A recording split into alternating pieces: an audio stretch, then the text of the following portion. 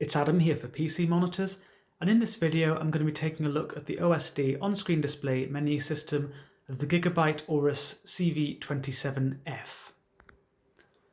The OSD is controlled by a little joystick, which is found under the central AORUS logo.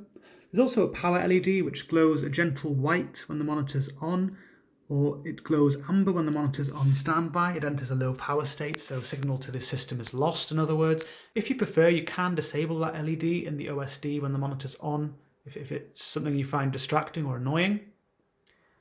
The OSD can also be controlled with the OSD Sidekick software, and I'm going to show you that very shortly. Actually, the first feature I want to talk about is the lighting feature, the RGB Fusion lighting feature.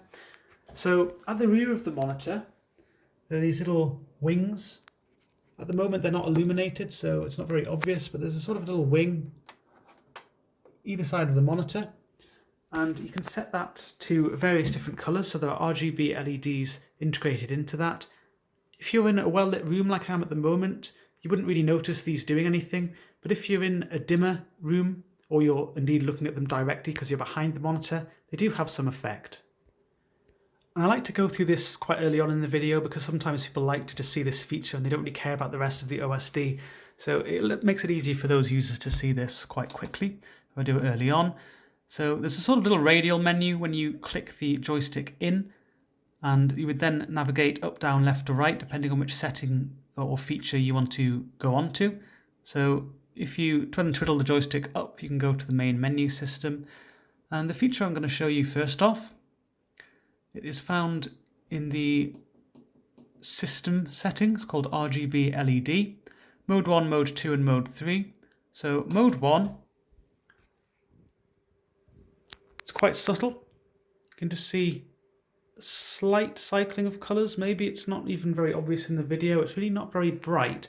But if you look at the LEDs more directly, or even more directly, you'll see that it's sort of an orange colour. So actually this one wasn't cycling colours, it's just a gentle sort of orange glow. Mode 2, and that does cycle colours, sort of a rainbow of different colours.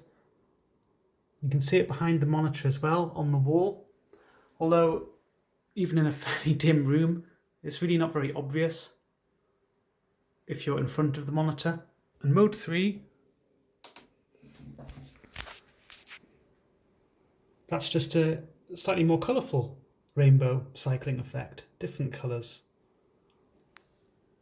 Broader spectrum of colours. Again, from in front of the monitor, it's not obvious. If I was in a very dark room, it's actually daylight outside, so the room is not pitch black or anything like that. But if it's a particularly dark room, you kind of can see it just around the screen. But it's not very strong, the effect. You can also control the LEDs using the RGB Fusion software, RGB Fusion 2.0, which is the current version, which I'm using at the moment. And you can also use this to control other Gigabyte AORUS peripherals with these same sort of LED systems on them. So you can see there's a range of different effects there: static, pulse, flash, or different animation patterns. And you can select the colour using this colour wheel system. You can't change each wing individually, and there are only 2 wings. I know some AORUS monitors have other LEDs for the central Falcon logo and around the stand neck as well, but this one just has the 2 wings. So you can customise that, change it to various different colours. You can also set the brightness level depending on which setting you're using. So static would allow you to change the brightness. So if you've got it at maximum brightness and you set it to white, or a shade which is sort of close to the centre, this is the maximum brightness you can get from the feature. And now you can see, or hopefully can see, maybe if I sort of offset the camera a bit, it does actually illuminate the wall a bit behind the monitor, and this is actually evident from the front. I wouldn't say it's strong enough to be a bias light or anything like that, and it certainly isn't as strong as some features, but you can actually appreciate it from the front at least. So in that respect, it's quite good. You can save these to various different profiles. These don't correspond to your mode 1, mode 2, mode 3 or anything like that. They're completely separate. So each time you want to change the colours with the RGB Fusion software, you just do it like this and hit apply. And then if you select mode 1, mode 2 or mode 3 in the OSD, it'll just go back to one of the factory defaults for those modes. So I'll now go to the remaining functionality of the OSD. With the joystick, if you aren't with that little radial menu that I showed you earlier, if you haven't pulled that up, if you just twiddle the joystick left, you can quickly adjust the volume of anything connected to the 3.5mm headphone jack. If you twiddle it to the right, you can cycle the input used by the monitor, select the input used by the monitor. If you twiddle it down, you can change to one of the picture modes, and I'll go through them in the main OSD system shortly. If you twiddle it up, you can change the black equalizer setting, and again I'll go through that in the main menu system shortly. So if you click it in, you've then got this. Power off if you then go down, so that means pulling the joystick towards yourself. There's setting if you push it away from yourself, so that's up. And left will be dashboard, and right is game assist. So I'll show you the dashboard and game assist features first. I should also mention that if you just hold the joystick in for a few seconds, it will also turn the monitor off. So the dashboard feature, to use this, you have to have the OSD Sidekick software open. You'll see that it doesn't report anything at the moment. So you can select function on, and you can customize what it's showing you. There we are, on. So you can see various different things, monitor various different aspects of your system, and it depends if your system's peripherals will support reporting of these things. So you can see various checkboxes. If you don't want to show all of this, so if you just wanted to monitor the CPU temperature, for example, you would just uncheck these various other checkboxes, if that makes sense. And you can also change the location of the dashboard on the screen. So you can have it in whichever corner suits you. Now you'll see, because I don't have the OSD Sidekick software open at the moment, it just says NA, not applicable for all of these. If I open the OSD Sidekick software, however, it'll start populating. Or it should start populating. So it took a little bit of time, but there you go. So you can now see various different things. Some of them are still not applicable, and that's simply because my components aren't reporting those particular things. So my fan speed, it can't be measured with this. My GPU fan speed is not 0. That would be quite concerning if my GPU's fan was completely off at the moment, so I'm not sure what that's all about, but it can't read everything. If you've got AORUS peripherals, such as an AORUS GPU, it should certainly be reading this correctly, but I don't as it happens, so maybe it just doesn't know what's going on there. And again, if you had an AORUS mouse, you could see the current DPI setting, the sensitivity setting you're using. And whilst I've got the OSD Sidekick software up, I might as well show you, this is an alternative means to control the OSD system. It also has some additional features. So for example, you can use the dashboard feature with this, but there are also certain game assist settings which you can customize with this. So if you recall, I'll turn the dashboard off because it's kind of getting in the way now. So there's game assist there as well. Various different settings here. Gaming timer, you can count up or count down. You can have a timer, which will just give you a little indication of the time that's elapsed since you started the timer.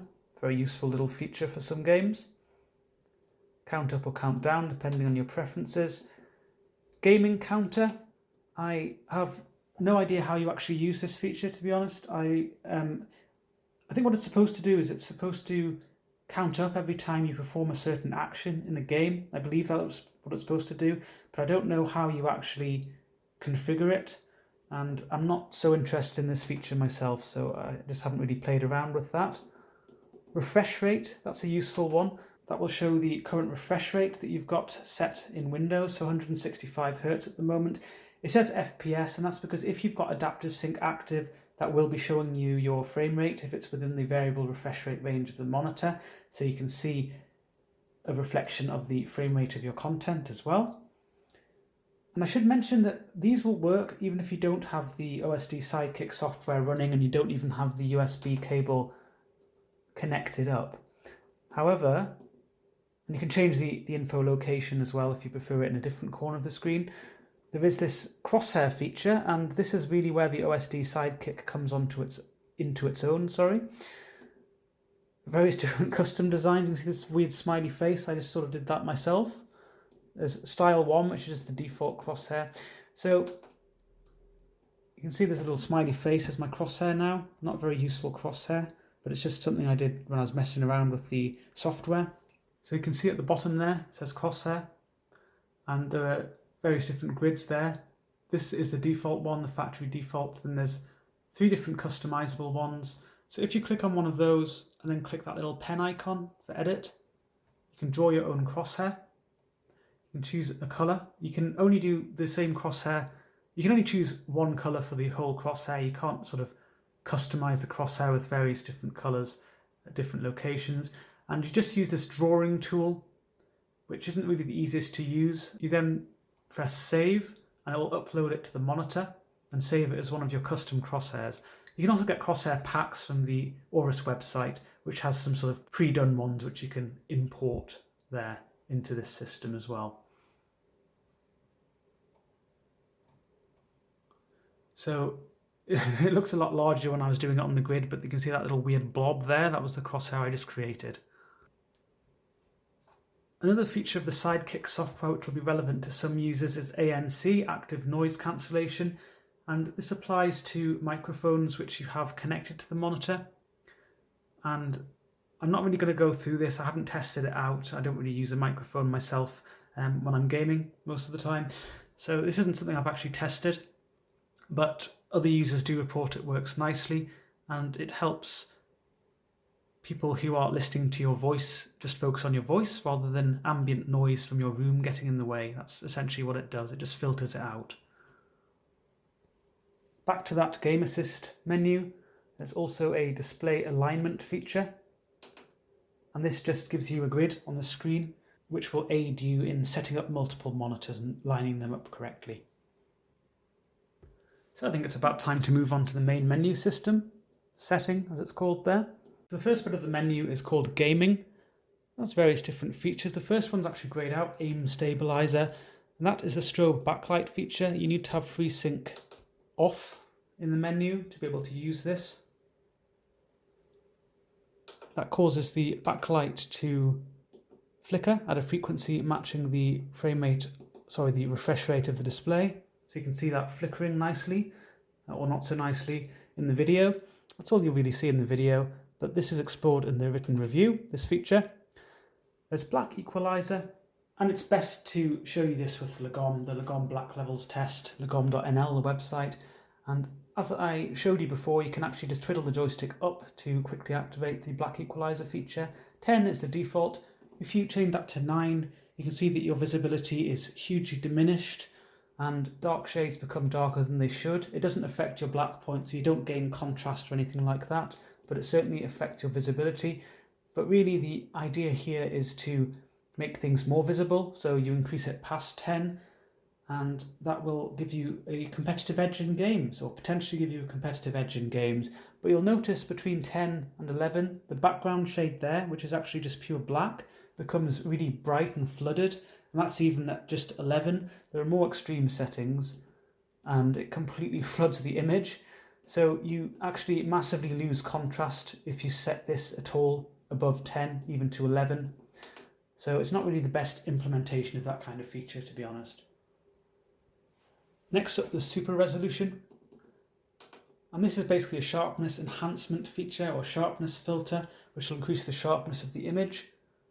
1 is a fair amount of extra sharpening, 2 is further sharpening effect, 3 even stronger, and 4 stronger again. The image looks very artificial and quite ugly by this point, but It might make sense if you're running content which is at a lower than native resolution, so way lower than Full HD, or you're running the monitor at a non-native resolution.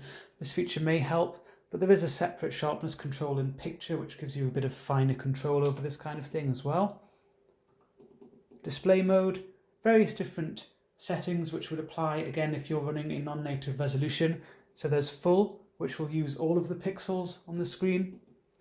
There's aspect, which will respect your aspect ratio but fill up as much of the screen as possible with that in mind.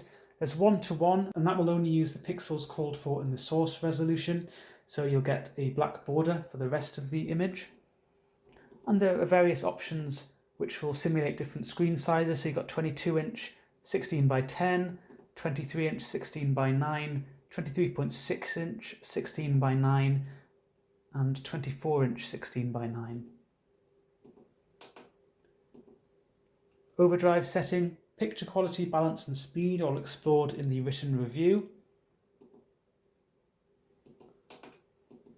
FreeSync, you can activate or deactivate FreeSync, or more specifically adaptive sync on the monitor.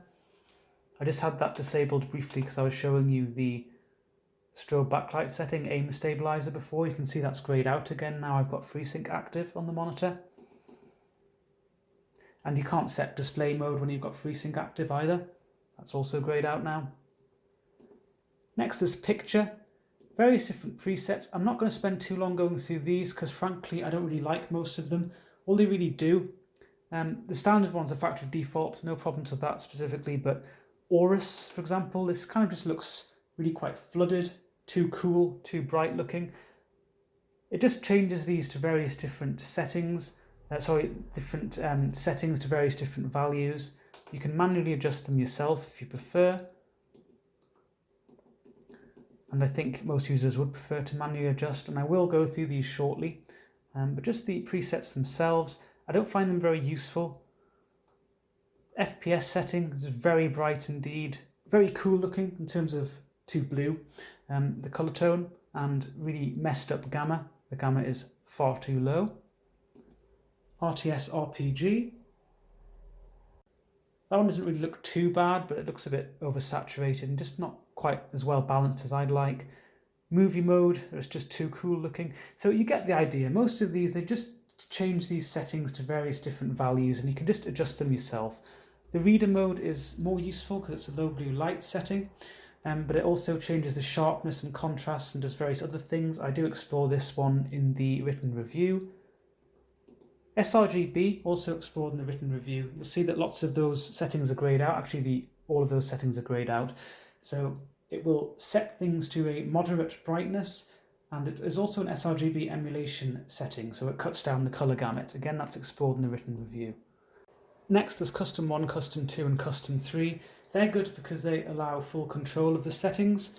The only thing to be aware of is that if you make manual adjustments to the colour channels, they are applied universally and they're not something which you can save to Custom 1, Custom 2, Custom 3 specifically.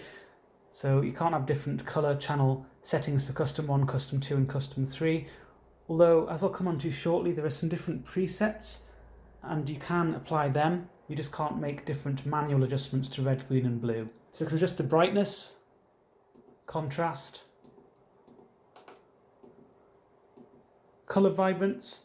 This is a digital saturation enhancement or increase feature. So if you set this beyond 10, what it does is it pulls shades close to the edge of the colour gamut and therefore crushes the shade variety and makes the saturation stronger than it should be without expanding the gamut itself, so you do lose the shade variety. If you decrease this, it decreases saturation levels and eventually things will go completely monochrome. So you can adjust this according to your preferences if you wish, but it's best to keep it at 10 for the full natural look and the full shade variety. There's a sharpness control. 6 is the default and that's the one I like to use. 5 is quite similar to 6, but you can increase the sharpness if you prefer all the way up to 10 or decrease it if you prefer all the way down to 0. There are various different gamma settings. Off, gamma 1, gamma 2, gamma 3, gamma 4, gamma 5, explored in the written review. Colour temperature. So as I was mentioning before, user define. that is applied universally, so it wouldn't just apply to custom 1 in this case, it would apply to the other presets as well, or the other custom presets. There's a warm setting, low blue light setting, and this is very effective. It's explored in the written review, and you can have that applied to one of the presets if you want. There's a normal setting, which is quite a bit cooler in its appearance and its tone, a higher colour temperature, and cool, which is a higher colour temperature again. So what I've actually got, custom 1, they're my test settings. Custom 2 I like to use in the evening for my own viewing comfort. There's actually my low blue light setting, so that has the warm colour temperature. You can see there, colour temp warm, whereas custom 1 has, or should have, the things set to user defined. Sorry, I messed that up when I was changing things before. Next there's display. You can change the input used by the monitor. HDMI RGB PC range, so that's applicable if you're using HDMI, and auto detect is supposed to look at what the source is using or wants to use and apply the monitor's RGB signal correctly. But if you want to manually change it to full or limited range signal, you can do this. But if you're unsure about this or you're using DisplayPort, just leave it at auto detect. That'll work in most cases optimally anyway. Overscan, so that's just a legacy feature. You can see the image now runs off the monitor, or appears to run off the monitor. So some older games consoles, for example, might want an overscanned image to work correctly. There's system, so you can change the language that the OSD is displayed in. RGB LED, which I've gone through. You can change the volume or mute the thing connected to the headphone jack, the 3.5mm headphone jack. OSD settings, you can change how long after the last button press before the OSD automatically disappears on the screen. I should really have increased this before I started the video. You can set that to 5 seconds if you're a complete ninja in the OSD, or you can set it to various other values. 30 seconds is probably more appropriate for me at the moment. You can change the OSD transparency level.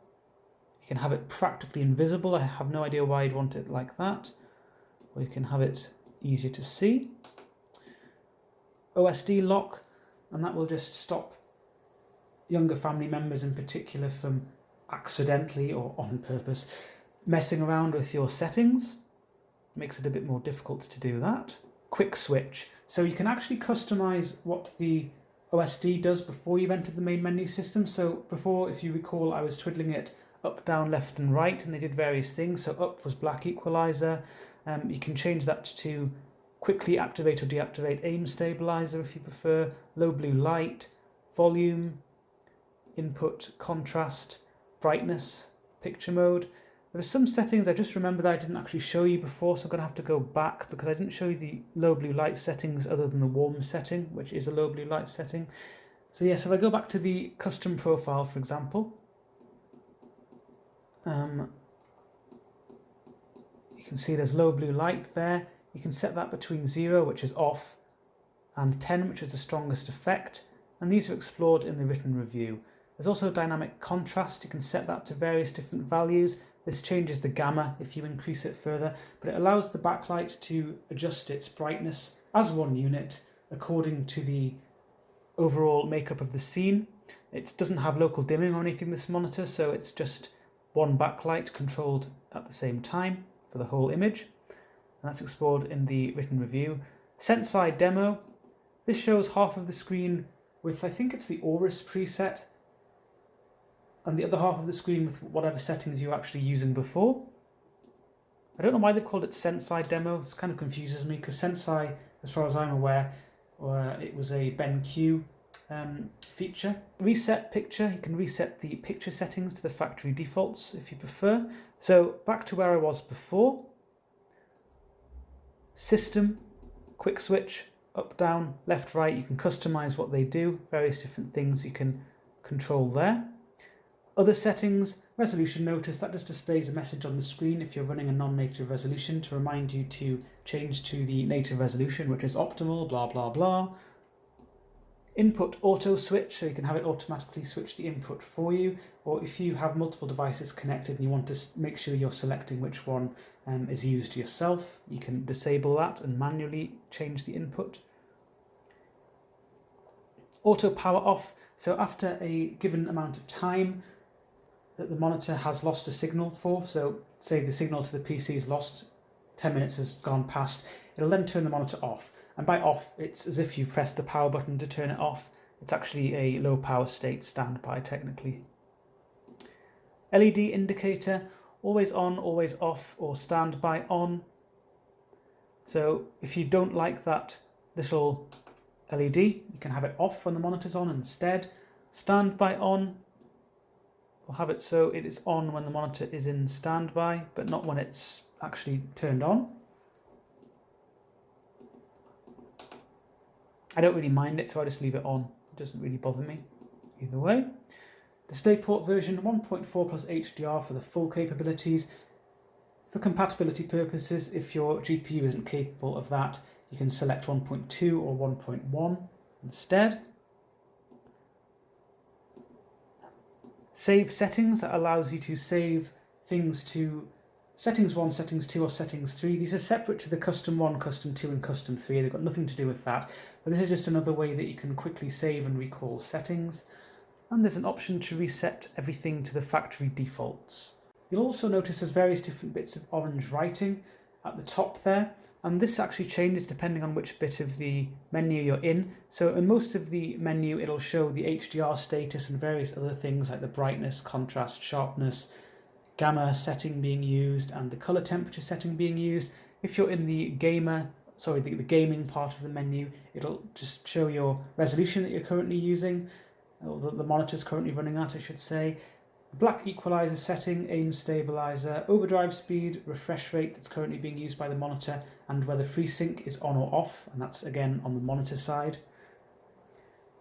If you're running in HDR, and I'll just quickly switch on HDR so I can show you this. The settings that are available to you change. You actually don't have much access to things.